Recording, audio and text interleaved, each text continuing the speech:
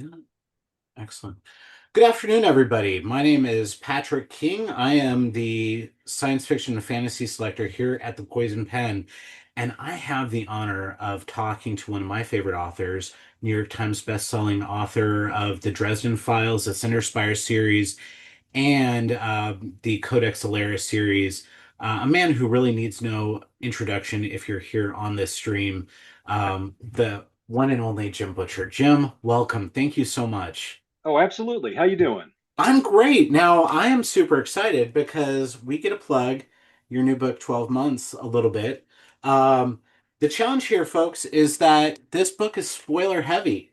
And for those of you who are joining our conversation today, if you're not caught up with 12 months, just be warned that we may have a couple spoilers to go here and there. We're going to try to keep the spoilers light, especially since the book releases Tuesday. You can get the new book anywhere, but if you're interested in getting a signed copy, there are still a handful available, and we'll be glad to ship one over to you from the Poison Pen. But also follow Jim's tour because he's going a lot of places. He's going to be a busy man signing his name, being short on sleep, and generally having a great time for about a week and a half. So, Jim, thank you for helping us sort of pre-launch your book. Certainly. Now, you were talking just a minute ago, and you said that you're going to have to be at the airport bright and swirly. Where's your first destination going to be? I'll be starting in Seattle at the University Bookstore. Oh, fantastic. That's So that's a cool that'll be place to Monday be. evening. Yeah, Monday evening. So if for those of you who are watching, might be in Seattle or in the Seattle area, you'll be able to see Jim. I know you're going to Texas as well, but his full calendar is on his event page on his website, so you can definitely can see it there as well. Um, Jim, I've got to say, 12 Months, an incredible book. I was fortunate enough to be able to read it early. Um, and it is, I want to say it's one of your keystone books. You've got books that, every book has a keystone element, but this one really is sort of a linchpin in sort of the Harry Dresden series. Can you kind of tell me what it uh was that sort of a decision you made or just a decision that sort of organically happened? Um, this was a book that I realized needed to happen after I wrapped up Battleground because the events of Battleground were they were large and they were shattering for a lot of people. Huge. And I what cried. I and I realized, wait a minute, if I go to the next book and just start writing the next rollicking Harry Dresden adventure, it's not going to not going to read true. If I don't really show the characters kind of reacting to the events of Peace Talks and Battleground, I'm not. It's not going to really feel like things are really happening. I didn't think it would be true to the characters. I didn't think it'd be true to the story. So I realized, oh, I'm going to have to take some time and sort of show what's happening. So I decided, my regular Dresden book is basically I just write the worst weekend of Harry Dresden's year, and that's really what those books were, what most of the case books have been. And now instead, I thought, why don't we show kind of a year in the life and show what's happening? And that meant that I had to stop and rethink his problems because I had to hand him a bunch of problems that he couldn't just blow up or set on fire, and stuff that I would have to give him things that couldn't be fixed immediately and maybe not at all, and then start from there and start that story. So once I realized I was doing that, it's like, oh, okay, I've got to stop and think about these different things. And I'm going to be writing about how do you and this book really wound up being a book about how do you get back up on your feet when life kicks your legs out from under you, because that happens to us all at one point or Yeah. another. Yeah, we really do. And I mean, the linchpin really is. And for spoiler warnings, for those of you who are about to hear this, close your ears if you don't want to hear it. Murphy's death is really, really hard. It's hit Jim right square in the nuts to be blunt. And he's trying to recover from that. I mean, she's really been probably the most important person in his life and the stabilizing factor for everything. And in 12 months, he is trying to figure what the heck he's going to do. And we see a really human side of Harry. We always see a really human side of Harry, but this one's a man who's a little bit more broken than he would like and care to admit. Yeah, I think this is a book that really it's more about Harry Dresden the man than Harry Dresden the wizard. I mean, we're still going to do, the usual magic and hijinks and problems, that I'm going to throw at him, with his enemies and frenemies and so on. But but really, this is a story that was a lot more about it was a lot more about him as a person, and how can he be Harry the Wizard if he can't, if as a person he's fallen to pieces, and that's sort of where we start. I think we needed it. I think we needed to see Harry be a little bit more. He's gone through so much, so much. I mean, from changes to, you know, oh my gosh. I mean, since changes, I mean, it's been one thing after another, although all of your books that you really um, provide us with a little bit of Harry having a really bad time. But I mean, he needed a little bit of time to process. He needed a little bit of time to create a new family, so to speak. And this is really Harry kind of redefining himself, redefining who he is. And since book one, I mean, you've really made sure that Harry has remained a person who has evolved, changed. And I really admire you for that as a writer, because a lot of writers are afraid to allow their characters a little bit of extra growth. Yeah, yeah. Yeah, Um, it's spooky. I mean, some of the stuff that I've done, writing that the thing that you didn't want to mention to spoiler people earlier, in particular, that was a very dicey thing for me, because I knew a lot of people were going to be super upset, and so I didn't know. Well, am I making the right choice here? I mean, I understood that this was going to be happening, probably back in I think I knew it on a subconscious level, like from the beginning of the story, but I understood it was going to happen from about book 11 or so. Uh, uh, so it was, eventually, we got to the point where we got to the kind of an end point for that character, and after that, um, as a writer, you don't know, am I going to make too many people mad? Am I going to have all these people that are going to not read me anymore, or just going to decide that the series is too dark and they don't want to have that, as part of their entertainment, which I can certainly understand. well, I've got to say, nothing can happen to Mouse, but everybody Oh, else is I fair I game. agree with that. No, I will make that promise. Nothing's going to happen to Mouse because losing a dog is a pain that a bunch of us know, and it's super familiar to all of us, and it's never good. Never want to be reminded of it. So yeah, Mouse is safe. Excellent, excellent. Yeah, Yeah, no, I think that's one of the harder things to do. I mean, as an author, you do have to think, okay, body counts are all right. Animals, can't touch them, right? right, Uh, right, right, that's like the one, like the wizarding rule number one for writers. Thou shalt not kill an animal, lest you lose all readership. right. Well, although I mean, it's a rule because there's exceptions. Because in John Wick they killed a puppy, and he goes on a murder spree and kills like 100 people. It's like, yeah, that seems about right. It's like, I, okay, Exactly, but you know what? I will never watch John Wick 1 ever again because of that one scene. I mean, it's a catalyst. right. And this book, you have events that catalyze your characters to act and be in a certain way and to process. And one of the things I've always loved about Harry and about your writing in general is you create really human characters. Um, and I feel like that's one of your strongest suits as an author is even though it is urban fantasy or steampunk or the Lost Roman Legion, you manage to pinpoint a zeitgeist into getting us to fall in love with your characters and to really make them real people. Um, it's an incredible secret sauce that's probably incredibly difficult to describe. But can you give us kind of an idea of why you create your characters the way that you do or how you do? Uh, Well, to start with, I mean, the basic creation process is just writing craft stuff, Hmm. and that's stuff that you can learn from all kinds of sources. I'm hardly the only one to use it. Um, but I mean, your basic processes are, simple things like having that are not necessarily overtly obvious, like having words that you specifically associate with a given character, and that you try not to use those words except with that character. And so, and what that does is sort of create this little space in the reader's mind, And the fun part is that I don't have to do a lot of the work that you guys do. You guys are the ones who are actually creating these characters, actually thinking of the intonations of their voice and so on as they speak.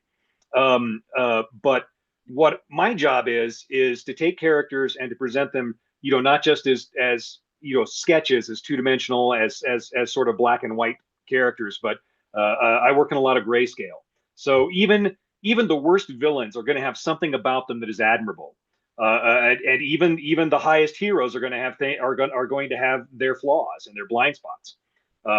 So even Michael himself is somebody who has self doubts and can be a little bit rigid and so on. But he makes up for it with other things. Harry is a very flawed person. He can be a bit thick at times. He can lack self awareness. That's probably one of his largest flaws. And but yeah, the whole idea is whenever you create a character, even if you're the worst person in the Dresden Files, there's something about them that's admirable.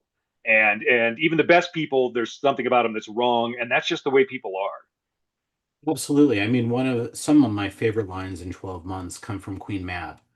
And Mm, I think that you've really, you took her from being potentially a very uh just a side character, so to speak, a little bit of a, she's been Harry's nemesis. Now he's her white knight, so to speak. And you've really fleshed her out and made her really whole. And some of her interactions with Harry are just amazing. I think one of the things I really appreciate is she's like, you know what, you work for me now. You kind of gotta listen to what I tell you to do. And I know what I'm talking about, and you're kind of an idiot from time to time. yeah, yeah, yeah. Mab's a fun character to write because I always enjoy writing characters who exist in the human world who aren't necessarily human, so they kind of bring their own unique point of view to how they look at people. Um, Mab sees people very differently than you or I do, and um, she's a great character because she really doesn't have any limits at all. And she's going to pursue the things she's going to pursue, and if she has to do drastic things to get it done, she is by God going to do it, and it makes her amazing fun to write. Oh my gosh. I mean, she is. She's really, I mean, anytime there's a scene with Mab now, I get pretty excited because I think, okay, what's going to happen? Because it usually pushes something along or Harry's sort of put in his place a little bit. Um, One of the things, though, that I really admire with your entire series is the fact that Harry is sort of leveled up. I'm a big video game and RPG fan. So for me, Sure. it's kind of exciting to see how's Harry getting a little bit stronger each and every time. And but how do you then it's a challenge for you to be like, okay, I can't make him a god otherwise, or a Superman, because then he'd be completely boring. So as Harry is leveled up, you've sort of had to become more and more complex with the limitations of what Harry can do. So I'm really curious, what was the thought process behind it, and how did you sort of keep Harry in line? Because it's really boring to have that Superman sort of character. Well, what I set out to do was to tell a story that was going to have a beginning and a middle and an end, and I set out to do that from the very beginning. So once you know what the end point is going to be and where the character is going to be by the time you get to the end of the story, then you can sort of figure out how you're going to scale him up along the way. And then at some point, I realized that I had taken a bit of Scalzi's writing into taking it as part of my philosophy, where Scalzi writes in Old Man's War that soldiers never go into battle with everything they want. They go into battle with just kind of only what they absolutely need, and that's what every soldier has when he goes into a fight. Only what is thought that he's absolutely going to need. And so, every time Dresden winds up with a new ally, with an increase in his abilities, with something really awesome that is going to make him stronger and cooler, that's only because he's going to be getting hit harder down the road, and he's going to need that to get through it. And that's kind of how you keep the character growing and still identifiable, because Harry Dresden is he's an underdog and he continues to be an underdog. if only because he is beset on so many sides. And so that's been, and that's kind of been the fun part. I know where we're going to wind up. I know what he's going to be doing by the time we get to the end of the series. And so I've been, scaling him up a bit, bit by bit by bit. And this was a fun one because I kind of got to set him up by the end of this one. He kind of gets a new level up by the end of this one. I And look those are things I've been looking forward to writing for years. So I always enjoy when I actually get to go do it.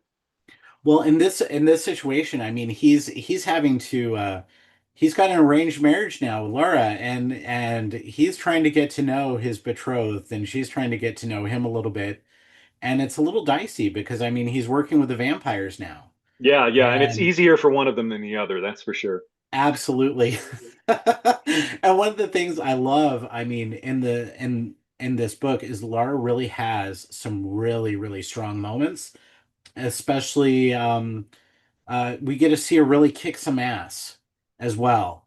And every time you write those battle scenes, especially at the towards the end of the book, I got goosebumps because it was just so damn exciting, so Oh, well thank you. written and so clear in terms of the action that's going on.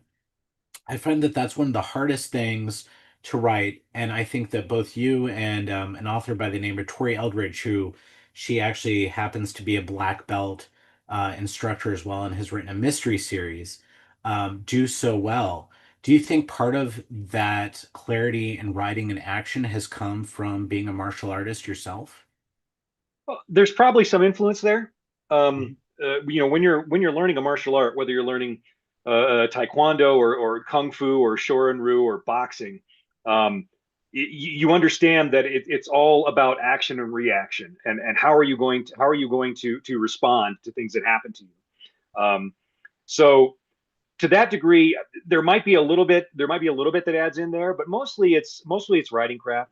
Mostly it's just making sure that the reader gets to see things in a reasonable logical order. Because in a real fight, when you get hit and when you get hit so hard it knocks you down, you don't know what happened. I mean, maybe you saw it coming, but maybe if you took that hit in the head, maybe you don't remember that you saw it coming. But by the time you're lying on the ground. I've had that experience, and I'm it's sure it's you have it's a not few much fun at times. all. Yeah. What's your favorite or what's your favorite memory in terms of doing one of the, one of your martial artist art events, practicing or sparring where you got hit where you weren't expecting it? Oh, the most recent one was at boxing. We were doing. It was somebody's birthday, and the tradition at this gym is when it's your birthday, you got to go around with everybody who's in the gym that day. So I was like round number 9 for this 20-year-old kid who was training to be a professional boxer. He's actually really good, and so we got in, and I think I was going with him for about 45 seconds. And while my footwork is pretty good, and my striking is pretty good, my defense is not nearly as good as that, at least when it comes to boxing. So at one point, I threw a dodge the wrong way, and so I was kind of dodging down like this just as he was coming up with it, with a straight right, and he got me right here on the eyebrow and knocked me flat. And they had to, one of the gym guys who runs the gym had to step in and say, "Okay, hold it, that's it, you're done." I'm like, no, no, I'm good, I can go some more. I mean, I couldn't stand up, but I was willing to go some more. He's like, "Nah, you're done. Come on." And they hauled me off to one side, and then after that, then I was the guy who was in the kid's corner. And by the time he got to round 15 and 16, he was getting bloody noses and stuff like that from the more experienced people who went last.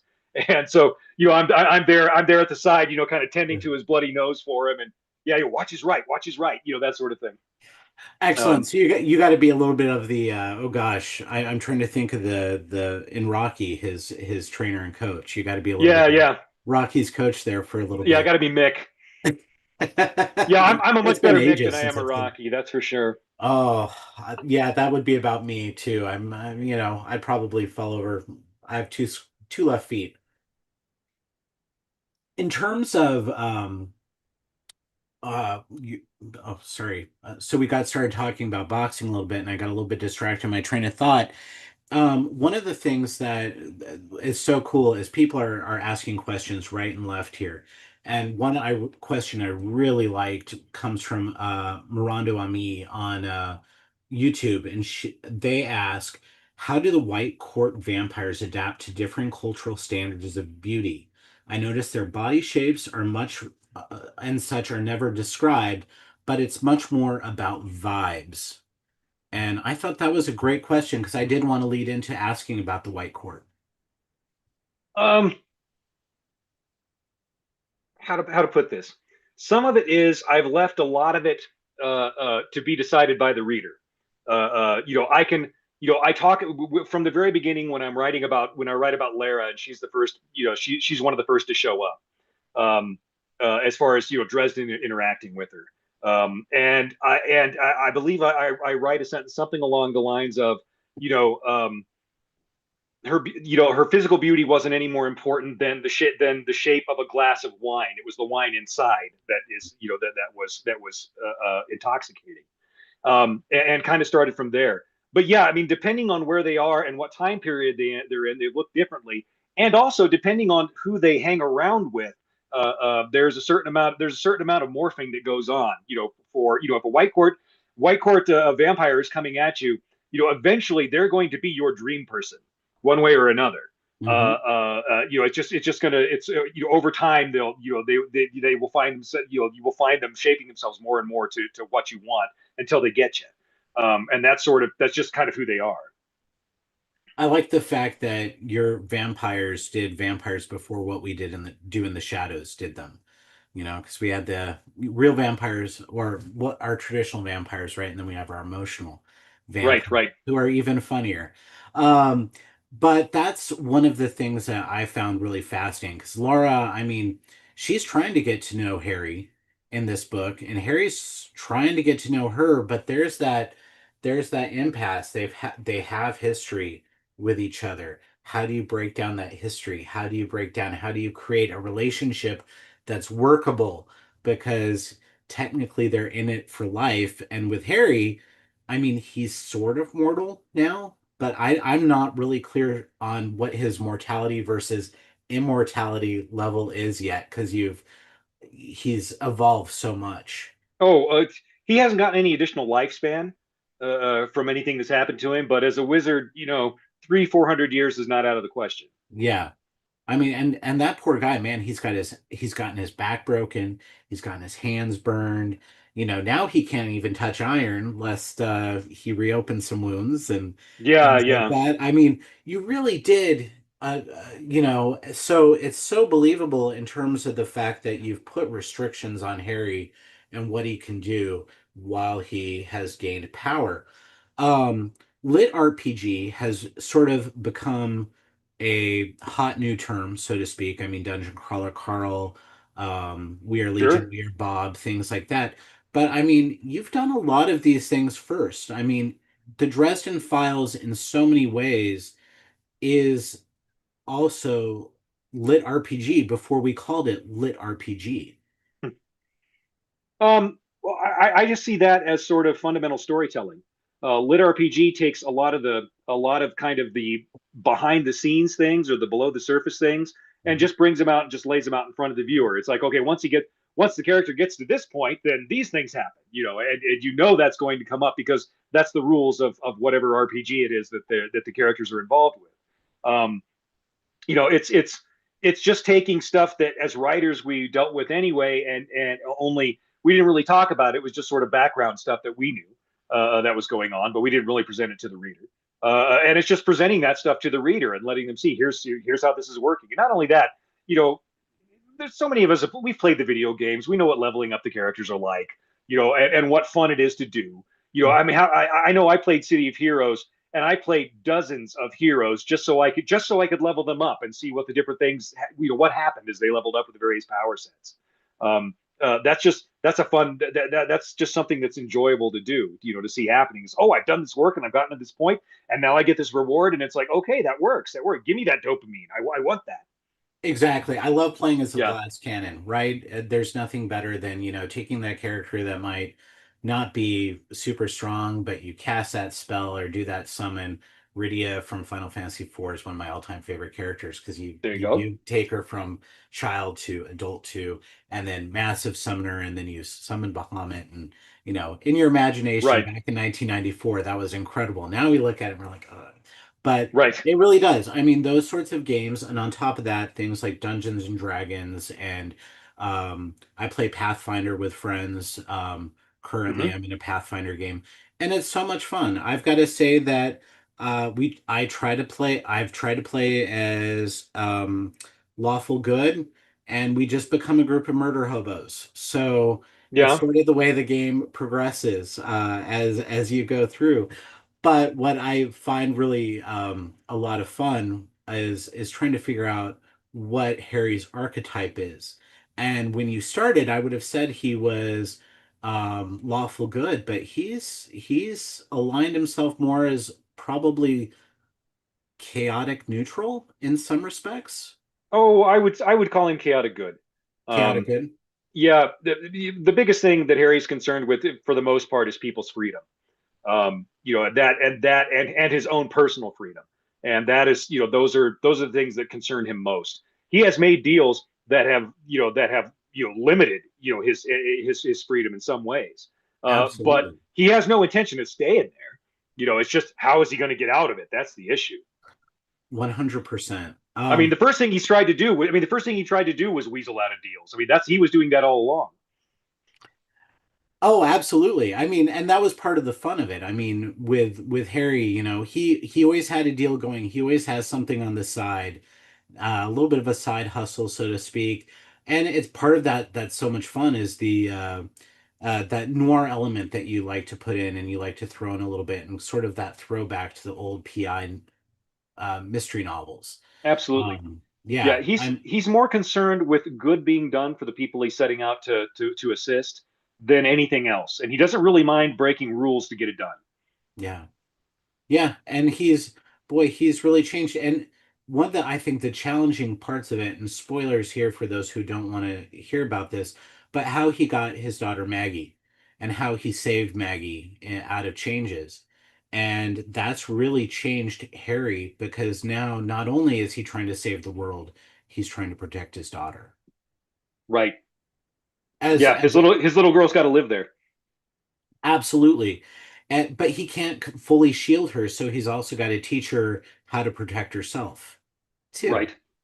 And so, as a father, you're a father yourself. I mean, we've all got to teach our children sort of life lessons. Did you take a little bit of what maybe you taught James a little bit and threw it over with Harry's side as kind of parental guidance? Oh, you can try and teach kids all you want. You can try and teach them all day long. You know what's going to happen? They're going to watch what you do and imitate you. That's what kids do.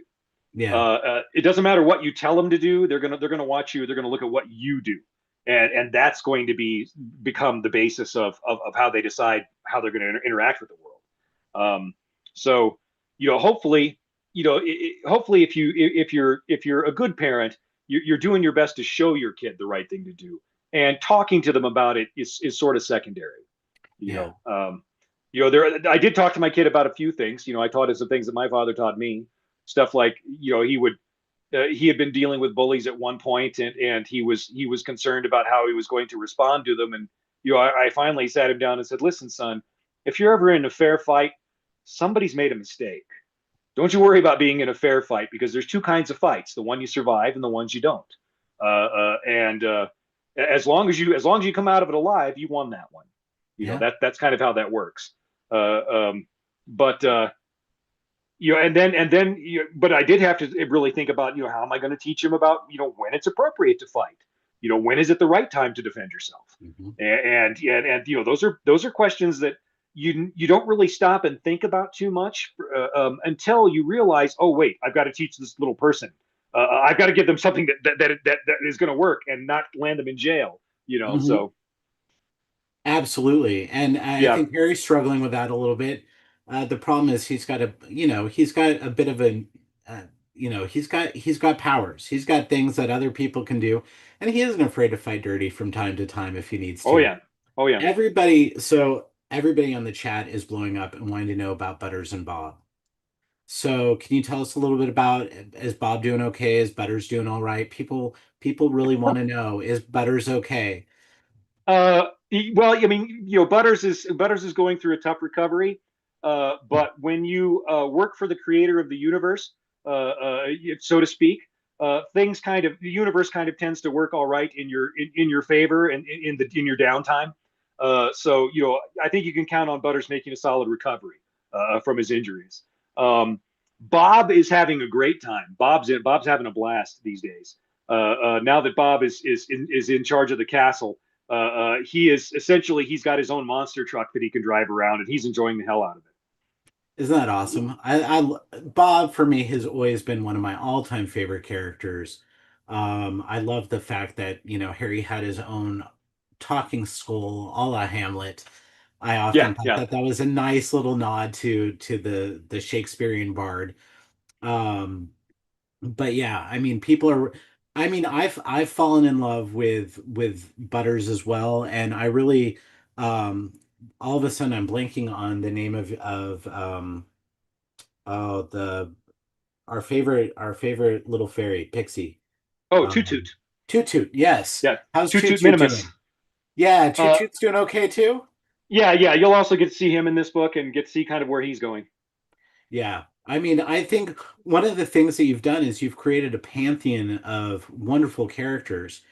And I think one of the challenges as a writer is continuing to write a series. I mean, the Dresden Files has been your bread and butter publishing, but you've also written some really wonderful novels outside of that. And I really felt like your Cinder Spire series sort of helped uh, kind of reinvigorate you for the Dresden Files a little bit. I think you needed to finish up that series in order to kind of continue with Harry. Did you feel like that was sort of necessary? You needed to kind of step away from that universe for a little bit?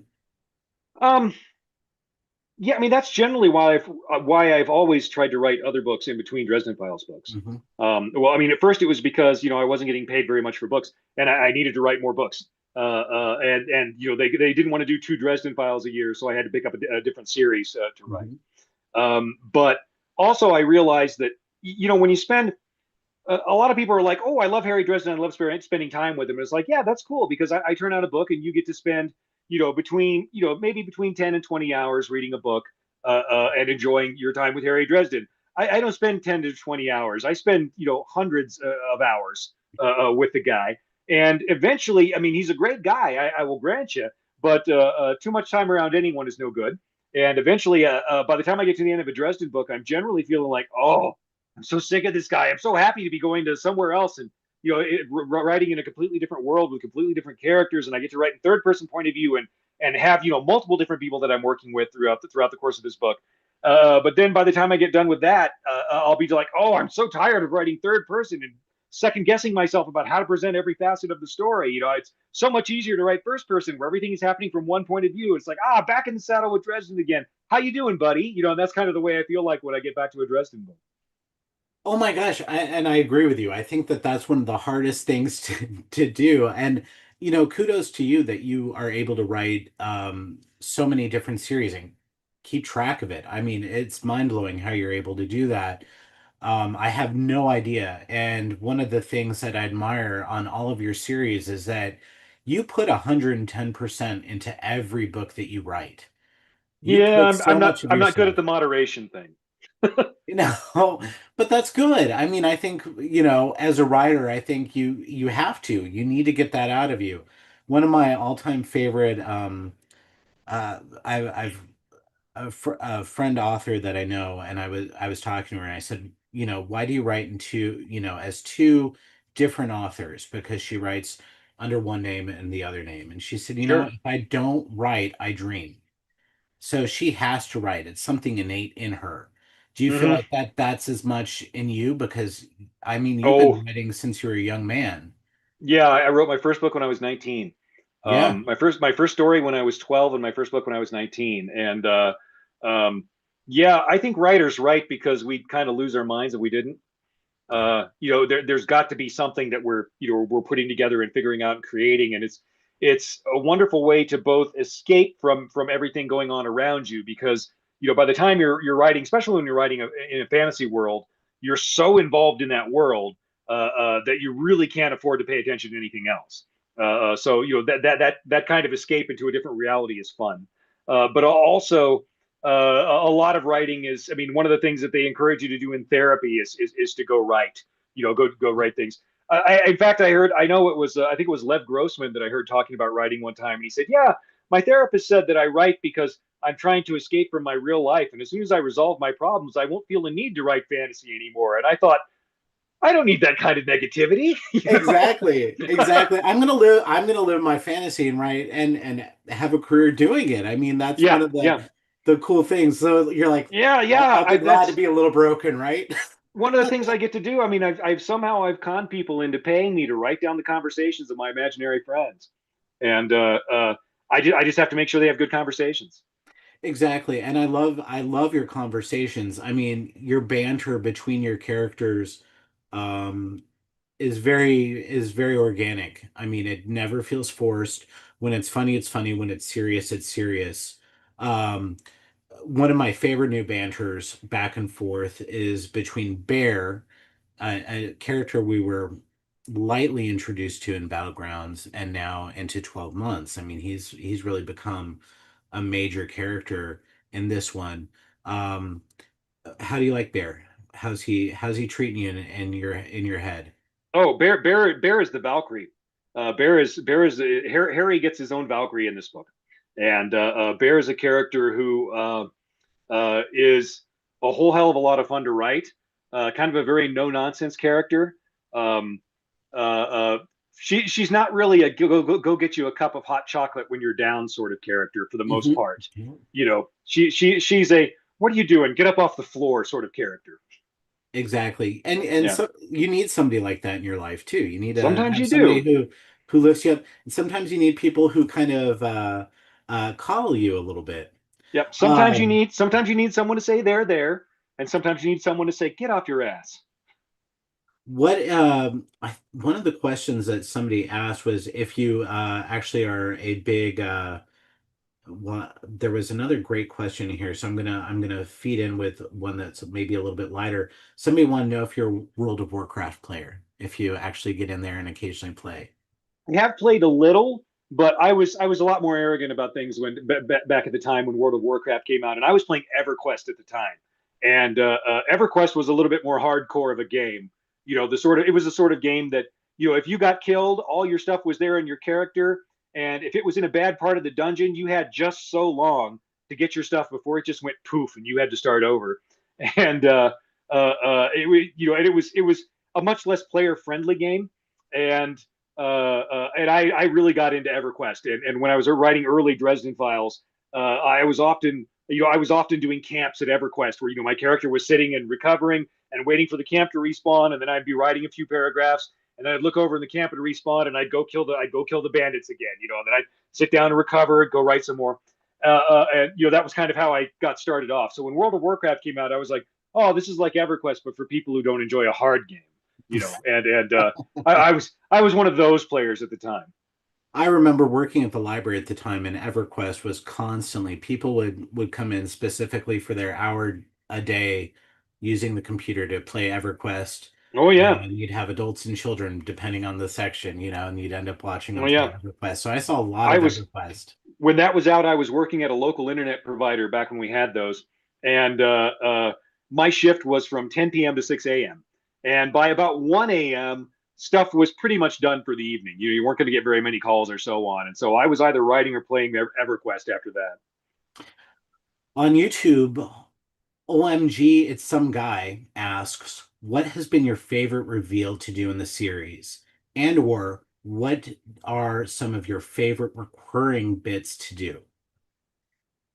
Oh, my favorite reveal.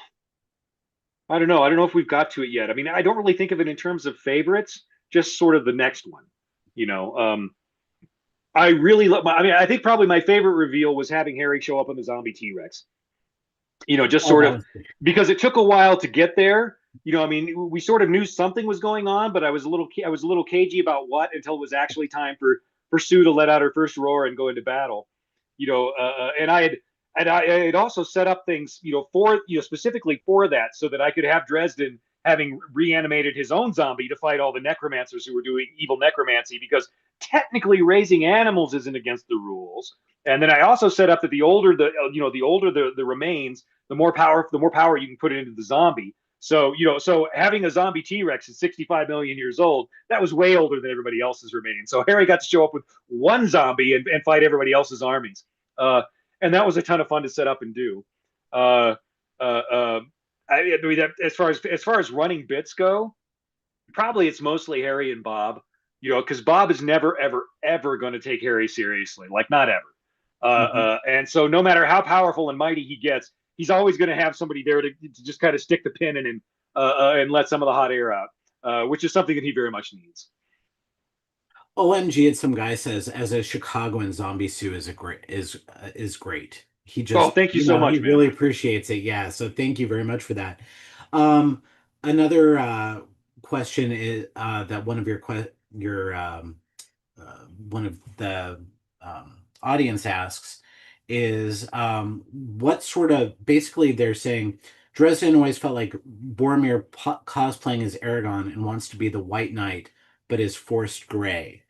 And so I thought that that was kind of a fun comment in terms of the fact that really what they're wanting to know is how has Tolkien and some of the classics inspired your work, and where have you wanted to stay away is also another question that I have, where you wouldn't want to pull in from the classics. Oh gosh, yeah. I mean, it sort of reminds me of when we were doing the early titles of the books. The early titles of the Dresden Files books were all pun titles, and my editors wound up not liking them. I kept trying to name them puns the first several books, and they kept making me change it. And I mean, for example, Death Masks. The original title of Death Mask was Holy Sheet. They didn't like that one. But yeah, they were like, no, we feel like it's associating you a little bit too much with Terry Pratchett. And I'm like, oh no, I wouldn't want to be associated with Pratchett. My goodness, Oh no, you wouldn't want no, it. No. not that, please. Uh, but I mean, so as far as using, as far as the stuff that comes from books, Mab might as well be Queen Jadis from Narnia. I mean, Yeah. that was the model that she was first based on. Now I'm using her. She has a slightly different role, and I'm using her for different things. But that was very much who the original model was based upon. Yeah. Um, I mean, I've got no problem. One of the things that I believe about writing is that all writers, even if you hand them the exact same outline for a story, you hand them the same kind of broad story outline. Here you go. Here's the characters I want you to use. Here's the conflict. Go, and do that, and you're going to get something completely different from every writer out there. So even if I tried to sit down and just write Tolkien, I wouldn't give you Tolkien, even if I was trying to do it, because there would be too much of me in there. And anybody else who was trying to write Tolkien, they wouldn't be able to do Tolkien either, because there'd be too much of them in there. So I don't really mind even borrowing characters straight from them, to at least as a skeleton to build on. So yeah, I don't mind. I mean, characters like Aragorn, Gandalf was one of the characters that I used when I was putting Harry Dresden together. I chopped up a bunch of my favorite wizards and a bunch of my favorite private eyes and took my favorite parts from them and kind of Frankensteined it together into Harry Dresden. And by the time I had put him in his own story world and sort of created the world he was going to be in, he had become his own creature. And that's just kind of the nature of creating things.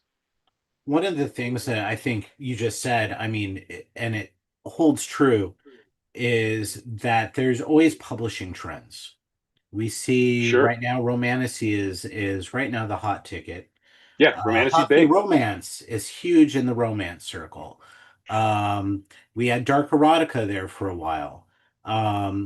But I mean, you happen to be published in a time in which urban fantasy was exploding, although I think you and Charlene Harris and Laurel K. Hamilton had come up right before that explosion had occurred.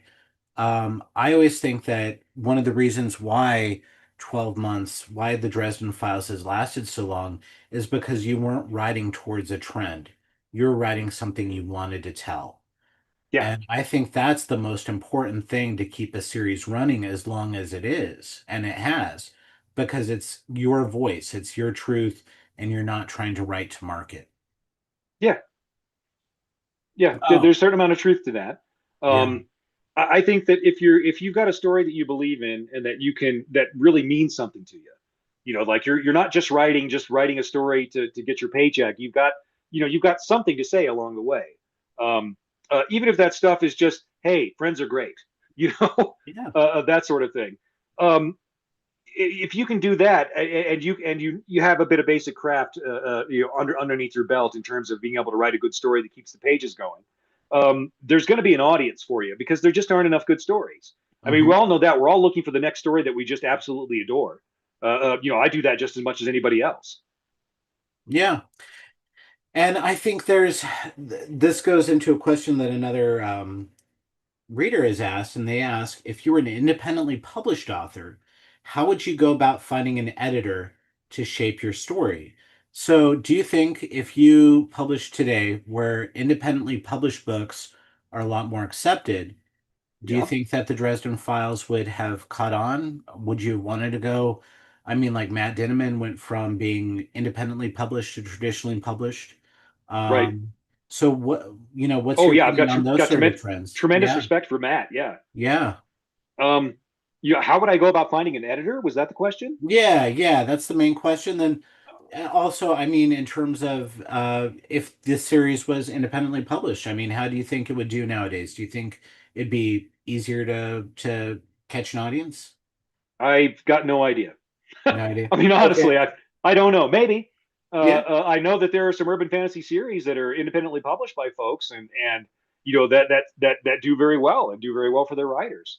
Um, my wife Jennifer Blackstream is an independent writer who's completely been independent her whole career, Yeah. and she is turning out the 18th book in her series on the same day as mine, actually. Um, but yeah, I do think that right now it is probably the best time in history to become a writer. I mean, as far as I mean, it might be even better in the future, but at the moment, I think there's more opportunity right now than there's ever been. Yeah. Just because it is so much more possible to show up as an independent writer and to go out and do it. As far as finding an editor goes, you need somebody who can be really anal about the language and who's really good about that. Who can find your typos and fix your clauses and do things that make your sentences sound like proper English.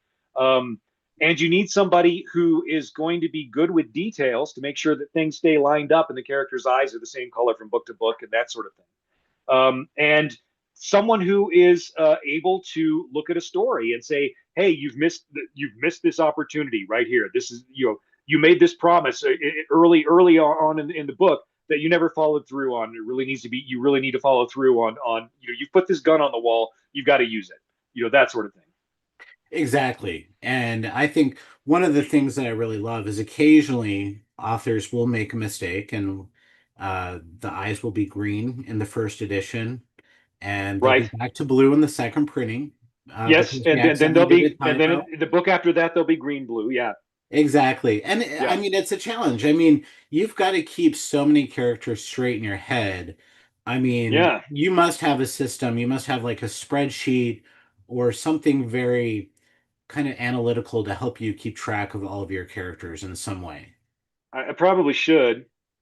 Uh, what I have is I've got the first edition D&D character sheets that I made for each of the characters because I just Oh, rolled up there the you go. characters when I first designed them. You Hmm. know, Harry got rolled up with a 16 intelligence and an 18 constitution, so I knew he was going to take a bunch of beatings. Um, as a wizard, that seemed kind of a waste, but as far as D&D rules went at the time, but. And then I just kept notes on the back of the character sheet, just like you do when you're in a role playing game. That's And perfect. so I did that for the longest time, and I've still got those sheets around here somewhere. But lately, the advantage that I have right now is that the fans made a Wikipedia, and you know, fans, you're doing it for fun, so they do it so much harder than I would ever do something that's for work. Absolutely. So I would be a fool just not to use that resource at this point. But Jim, you're lucky because you've created characters that people have absolutely fallen in love with. I mean, It seemed to and have, yeah. just having their own Wikipedia page is incredible. And I've got to say that rather than rereading 19 books before coming in, I was able to do a little bit of research to remember some of the characters and some of the character details on what happened in each specific book, just to put together the my train of thought a little bit. And it's nice because then I don't have to reread 20 books or 19 books to get up to book 20. Um, you're one of the few authors too who's willing to write short stories and publish them and give us a little bit in the middle. So before we read 12 months, I feel like it's really imperative. And one thing I redid was reread several of your short stories that lead between battlegrounds in 12 months. I think that this book will hit a lot harder if you do. Do you feel like that's a good idea? Um, well, I mean, yeah, I mean, I think everybody should read. Yeah. Just sort of generally, if it's not me, somebody else. Yeah, Um, absolutely. but yeah, I mean, the whole point was a lot of those times, I write those stories so that I have a better idea of what's going on in the books that are coming up. Um, and there's going to be some things. I think there's probably some details that won't line up properly. Yeah. But for the most part, it should be pretty solid. Yeah, absolutely. And gosh, it's incredible. I mean, it really is. One of our employees, Lisa Holstein, was curious. She says, who excites you, or who do you get excited about reading? So, which authors do you absolutely love and can't wait to pick up and read? Uh, let's see. Glenn Cook just turned out a new Black Companies book called Lies Weeping, and I've been looking forward to that for months. So that's what I'm reading. That's what I've saved it up to be reading on the tour. Um, Sanderson, I always enjoy looking forward to the next Sanderson book. Although they seem to come out every couple of weeks. I don't know. The man is just got a work ethic that just goes above and beyond Yeah. what most writers I know. Um, let me think. Because I always get flustered when this comes out. Lois Bujold is probably I think Lois Bujold is probably the most skilled writer working right now. Generally speaking, just in terms of pure craft, she's amazing. She's been turning out a lot of novellas lately, purely on Amazon. And I always keep a bookmark on her page so that I can go check it and see if something new has come out. Um, David Weber is also another writer who I like to read his stuff. We sort of kind of got to the conclusion I think of the Honor Harrington series more or less. There's been some additional stuff that's come out since then, but I and that's one of my comfort series that I go back and reread. I just read my first Honor Harrington book this year, and Which I one? really enjoyed it. I read the very first one, The and I second this yeah the second book in that series I think is it's one of the most solidly crafted books I've ever read. It's something I always recommend to people when my apprentices, when I because I occasionally teach somebody about writing, and I'll tell them, you need to go read this book. This book does everything just right, you know. It's one of those, I mean, we use The Killing Floor by Lee Child often when people ask, Hmm. we're looking to write, I want to write a thriller, and we say, you've got to read Killing Floor because that is one of the best thrillers ever to do, Right. that puts it together. And Lois McMaster Bujold and her Miles Vorkosigan, I Workosigan. forget, Vorkosigan Yeah. series, specifically the Young Miles book, where you can get the three in one. Great Yeah. book, fantastic series. Anybody who's interested in writing military science fiction, I mean, boy, she Oh my gets God, it. she writes it amazingly. The way she blends character and plot and story world, her world building stuff, it just blends so seamlessly together. Yeah, And I adore her writing. I mean, she's an amazing writer. she's an amazing, and she goes some dark places. She can. I often think of her as almost, I don't want to call her a lighter Orson Scott Card with Ender's Game, but by the time you're done with Young Miles, you don't want to put your head in an oven like you do Yeah, with Ender's Game, which is that's just the so truth. That's depressing, the truth. Yeah, So yeah. I I think think there. I that think there's a fundamental optimism to Lois that I deeply appreciate. Absolutely. I mean, I mean, there's so many great writers. Of course, I can't ignore your son. He's also writing an incredible urban fantasy series as well. Yes. And, so, I mean, and so book five is coming out this year, I believe, for him. Um, Several people want to know, and I don't think that you're even going to know. I mean, what's next on the horizon for Jim Oh, for after, me. yep, for you. I'm about a third of the way through the next Dresden book, Mirror Mirror. Because I mean, I had started writing Mirror Mirror and then realized this isn't going to work. I've got to have something else in between. Hmm. Um, but I started writing Mirror Mirror, pretty heavily at the end of the year last year. I had to kind of let up on it for November and December because we do PR stuff for the new books, and there's all kinds of work to do in that arena. And also, I just don't tend to write too well during the holiday season. But as soon as I get back from this tour, then I'm going to sit down and start working again every day. And so I'm hoping to have the next Dresden book done by March or so. Yeah, end of March, it should be. I should be pretty close to the end of it. And then after that, I'm going to move straight into the next Cinder Spires book. That's one of So my favorite series. I think 2026 is going to be the year I get two books done in one year. That's my high hopes. I want to get back to that kind of production pace again. I'm happiest at that pace, and that's kind of what I want to be doing. Absolutely. We'll knock on the back of your wall there because it's all wood, it looks like. So Yeah, yeah, it's tough. I mean, writing is one of the hardest things you absolutely can do, and and you're so busy with everything else as well. Several people do want to know before we kind of end the interview, they want to know if we're going to be expecting any expansions for the Dresden Files board and or card games. Um, um, I don't know. I'd have to talk to Fred about that. I'm not sure. cool. We'll see. Although I will say this that the Dresden Files have ever since the I got the rights back after the first TV series. The production rights for it have been out to various production companies. We've gotten as far as a script at one point, and then there was a big deal where a big company overtook the smaller company, and the project got thrown out.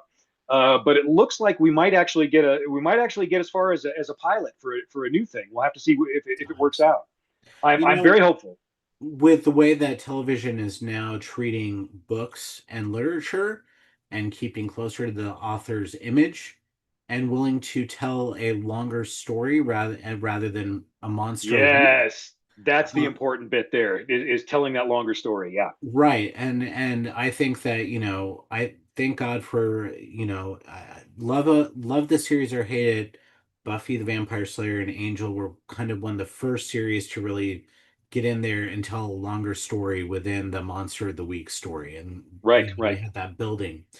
It's incredible. I could actually see the Dresden Files becoming something similar to Hogwarts Legacy, for instance. I would like to see Ooh, something like that. Wouldn't that be kind of cool that'd to, be fun. That'd be fun. yeah, to get into that sort of universe? So I think that there's a lot that we can do with that. Jim, it's always so nice to chat with you. I could chat with you for hours and hours, and but you've eventually got to get to sleep so that you can and get some dinner I and do. eat stuff. Yeah, I've got to get So some food and get some bags packed and get ready to go. So, for those of you who want, follow Jim on his tour. If you happen to live in the city, please, please, please see Jim because he wants to see you too. Wherever you get your books, you absolutely should pick up 12 Months. I highly, highly recommend it. We are reading good in January 2026. I just finished Rob Hart's and Jeff Rake's Detour, which is a great science fiction thriller. 12 Months is fantastic. Wherever you can get Jim's book, please do continue reading. And for those of you who are still on, thank you so much for staying on, and we'll see y'all soon. Take care. Thanks, guys. And and 1 second, Jim, and live video, and turn off stream.